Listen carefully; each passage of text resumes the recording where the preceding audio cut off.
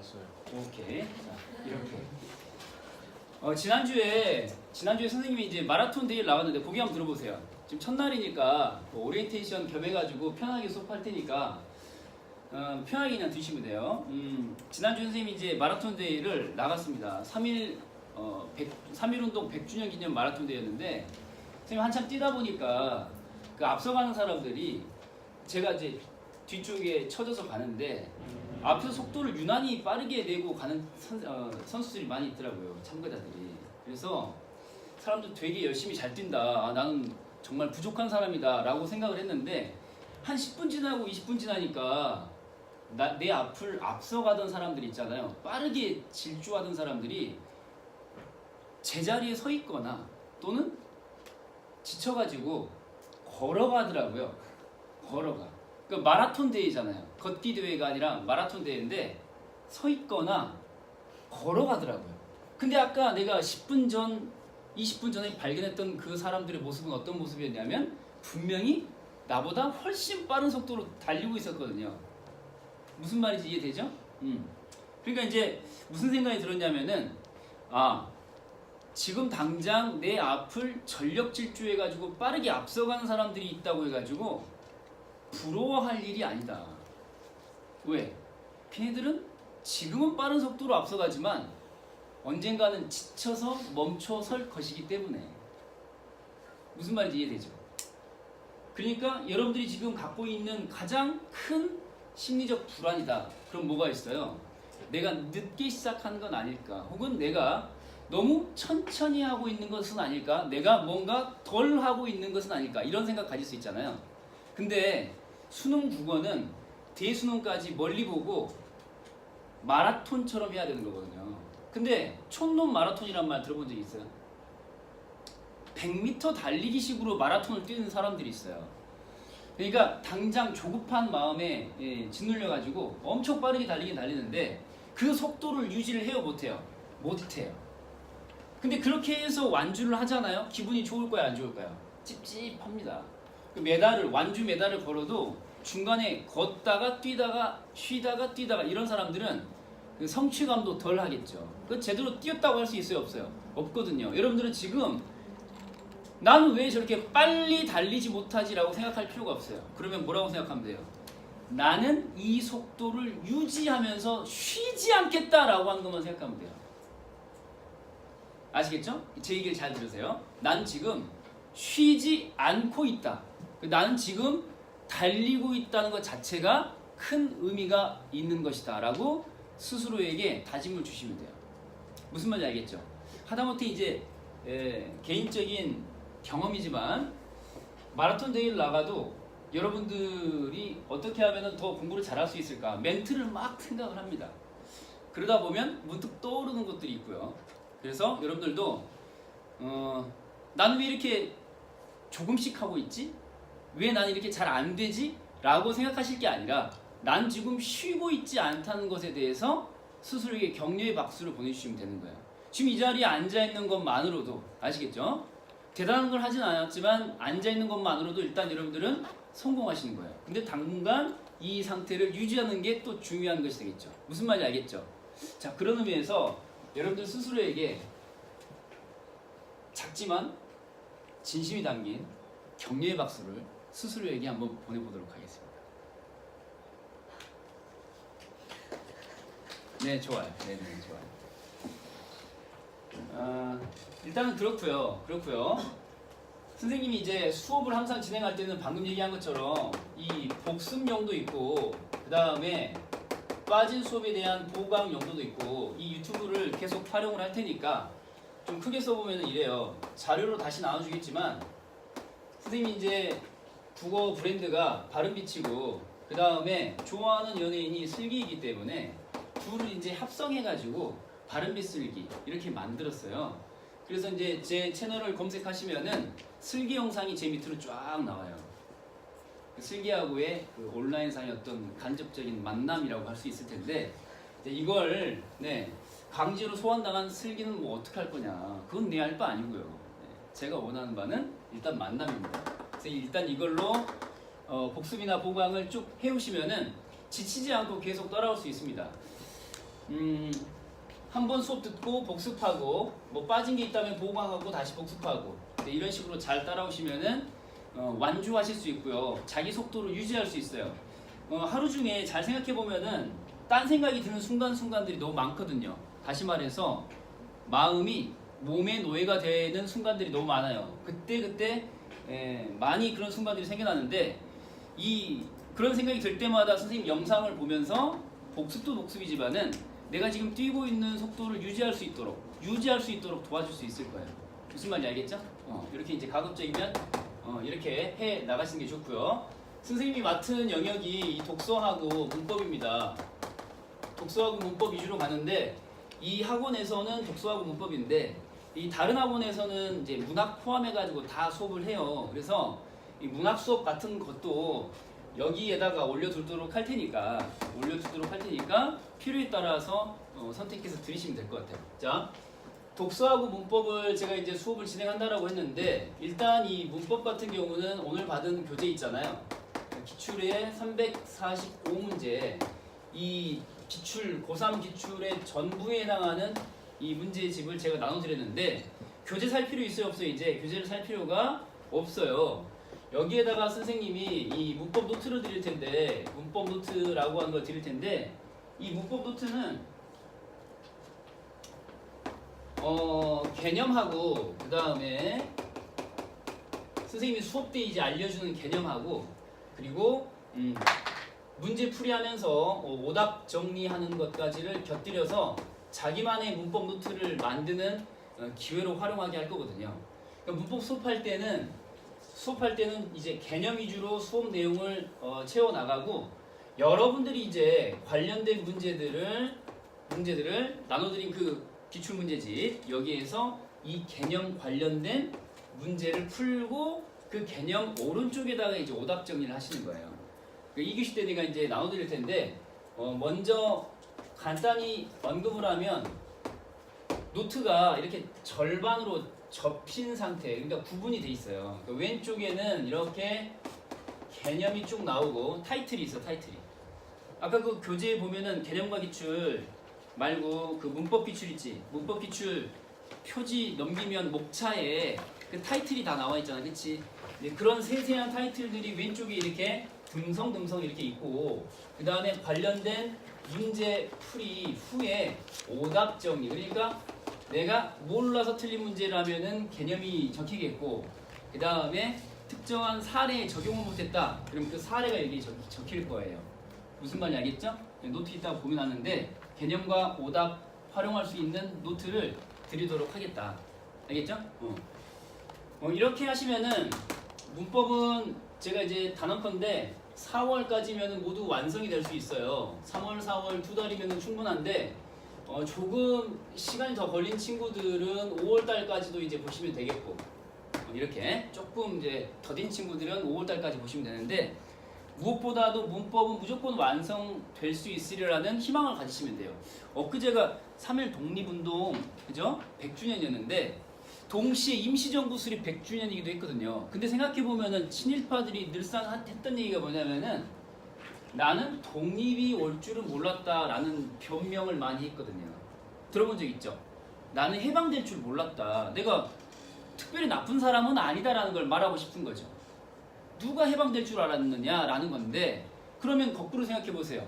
그럼 임시정부 수립해가지고 독립운동했던 친구들은 아니 그 친구들은 아니죠. 아이고 죄송합니다. 독립운동했던 선열들은 그러면은 왜 한 거죠? 독립이 될 줄 알아서 했을까요? 아니거든요. 여러분들에게 독립이라고 한다면은 대학 입학 정도 느낌이잖아요. 그쵸? 감이 안 오잖아요. 대학 입학 정도 되잖아요. 근데 그 대학 입학이라고 하는 것이 원하는 대학에 입학하는 무조건 그렇게 되리라는 희망이 있어요, 없어요? 없어도 하는 거거든요. 그러니까 합리적인 근거가 없어도 하는 거거든요. 무슨 말인지 알겠죠? 임시정부 수립하면서 상해에서 그렇게 고생하면서 이렇게 졸면서 수업 듣듯이 그 이상의 고통을 이겨내면서 이 독립운동을 했던 이유가 다 뭐냐면 합리적 근거가 있어서가 절대 아니었다는 거. 알겠죠? 논리적인 근거, 희망이 있어서 하는 게 아니었어요. 그러니까 분명히 된다라는 확신이 있는데 그게 논리적이거나 합리적인 근거가 있어서 그랬다는 건 아니거든요. 거꾸로 말하면 무슨 말인지 알겠죠? 논리적이다, 합리적이다 그걸 따라가다 보면은 내 일신의 안위를 찾게 돼요. 지금 이 상황에서 수업 시간에서 가장 합리적인 선택은 뭘까요? 내가 지금 졸려. 그럼 그때 가장 합리적인 나의 선택은 뭐야? 자면 되는 거죠. 논리적인 선택은 자면 되는 거예요. 그죠? 내가 지금 여기서 조금 더 수업을 열심히 듣는다고 성적이 오르겠어? 라는 생각을 하면서 자면 되는 거거든요. 근데 그게 아니란 얘기예요. 그러니까 합리적이거나 논리적인 비전이 있어서 내가 공부하는 건 절대 아니다. 알겠죠? 그러니까 어떤 종교적인 믿음 같은 게 있어야 돼요. 어떤 종교적인 믿음 같아요. 어떻게 보면은 되리란 보장은 없는데 되어야 하는 것이고 나는 그렇게 만들 것이고 그런 확신이 필요한 거예요. 아시겠죠? 그래서 이제 이것저것 따지는 태도는 옳지 않고요. 생각을 버리는 게 제일 좋아요. 독립운동을 오래 한 선배들은 생각이 없으셨던 분이셨을 것 같아. 생각이 없는 사람. 가족들 생각하면 독립운동 할 수 있어 없어? 없지. 너희들 같은 경우도 마찬가지. 연애를 생각한다. 여자친구를 생각한다. 남자친구를 생각한다. 내가 좀 더 잘해줘야 된다는데 이렇게 생각하면은 공부할 수 있니 없니? 없지. 생각이 없어야 돼. 알겠죠? 네, 그래서 이제 자꾸 이걸 보란 얘기예요. 이걸 자꾸 보란 얘기고. 내가 왜 이 얘기를 했냐면은 문법 같은 경우는 이 학원에서 여러분들 선배들이 배웠을 때 이 문법은 내가 가르쳐가지고 안 된 애들은 내가 본 적이 없거든요. 안 된 애들. 그러니까 다시 말해서 최소한 6평에서 그 5문제 문법 문제 가운데서 전부 다 맞거나 하나 틀리거나 이런 정도로 다들 만들어줄 수 있어요. 무슨 말인지 알겠죠? 그 틀린 문제 한 문제의 경우에도 그조차도 이유를 알고 틀리도록 만들어줄 거거든요. 그러니까 이거는 내 경험으로 다 만들어낸 것이기 때문에 이것만큼은 합리적 근거가 있어요. 알겠죠? 논리적 근거가 있어요. 그냥 하라는 대로 하시면 돼요. 당분간 비중을 전체 10으로 놓고 보면은 전체 10 가운데서 6 정도를 여기 문법에다가 두도록 할 겁니다. 제가 이제 여러분들 개인적으로 상담을 쭉 해보고 하니까 그 문법의 학습이 당분간은 좀 많이 비중을 둬야 할 그런 상황인 것 같아요. 그런 거 감안했을 때. 그리고 지금 시기상 뭐 여러분들의 상담 결과이기도 하지만 시기상 3월과 4월은 이 문법을 완벽하게 정복하는 시기이기도 하거든요.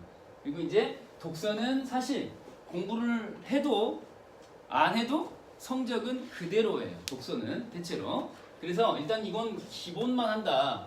그래서 기억하시기를 얘는 수업 내용의 복습만 충실히 해 가시면은 별 탈 없을 거예요. 알겠죠? 독서는 뭐만 한다고요? 그냥 수업 내용만 그냥 따라오시면 돼요. 3, 4월만큼은. 아시겠죠? 일단 이 문법 여기에다가 초점을 많이 맞추셔가지고 열심히 하시면 되겠다. 알겠죠? 요거 이제 보시면 되겠고요. 그러면 오늘 받은 프린트를 한번 봐보도록 합시다. 사실 이제 우리 EBS 교재 앞에 놓고 있는데 EBS 교재를 앞에다 놓고 있으면서 우리가 어떤 식으로 이 수업을 진행을 해야 될지 공부를 해야 될지가 조금 막연할 수가 있어요. 제가 이제 그걸 잡아드릴 텐데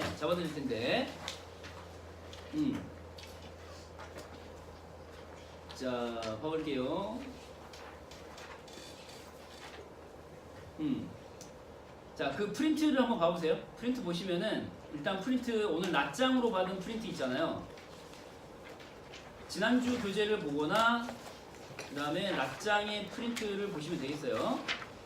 다시 한번 강조를 하고 싶은 게 있는데 이 화면에다가 띄워놓은 거를 같이 한번 봐볼게요. 이 프린트를 여러분들이 왜 갖고 계시냐면은 대수능 분석 차원에서 갖고 계시는 건데 이제 프로젝트를 보시면 아시겠지만은 이게 독서 영역에서도 사회, 과학 지나서 인문지문에 해당하는 거예요. 그래서 이렇게 제가 화면에 띄워놓을 테니까 이걸 한번 봐보세요.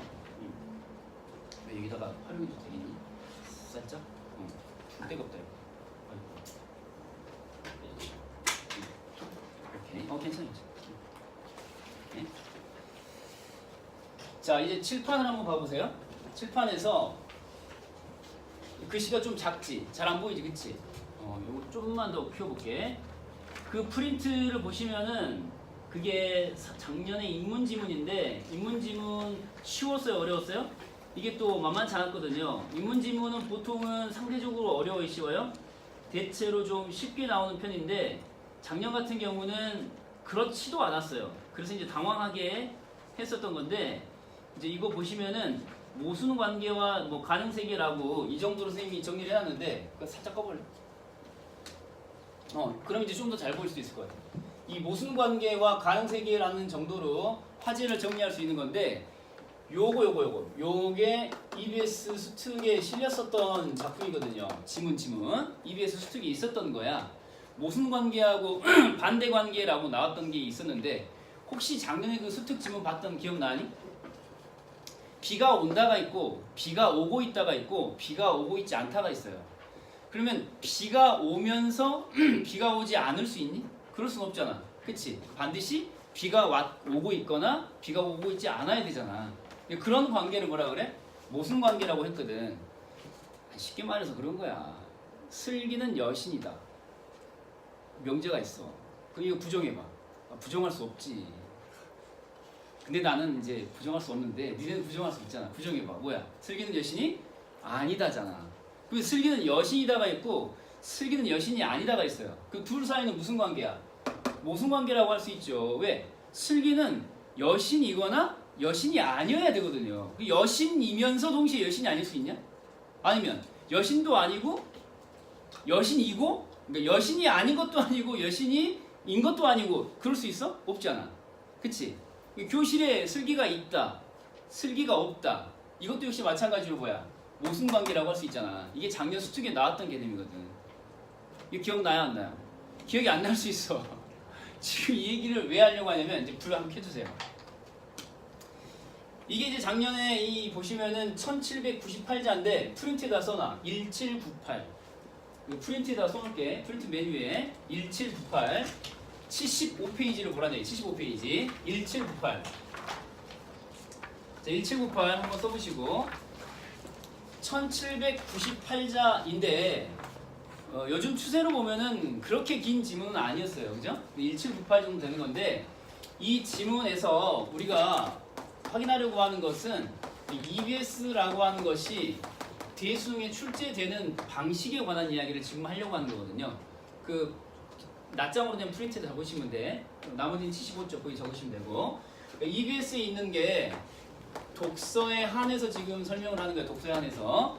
독서는 사실 EBS 문제를 풀어도 안 풀어도 똑같아요. 결과는. 결론적으로 얘기하면 그치? 푸나 안 푸나 결론 똑같아.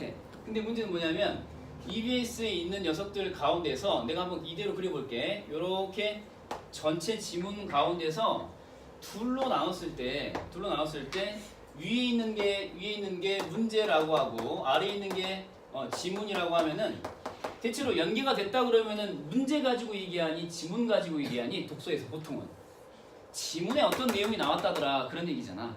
그 중에서도 지문에서도 보시면 일부에 해당하는 개념이 지문의 개념이 대수능에 나오기도 하는 거죠. 뭐처럼 여기 인문지문처럼 나오는 거거든요. 작년 수특에 있던 게. 그래서 이렇게 문제와 지문 가운데서 일부 개념에 해당하는 녀석이 실제로 작년에 나오기는 나왔어요. 그래서 뭐 이런 정도로 표시를 해보시면은 이게 이렇게 출제가 된 바 있었다라는 거를 확인할 수 있는 거거든요.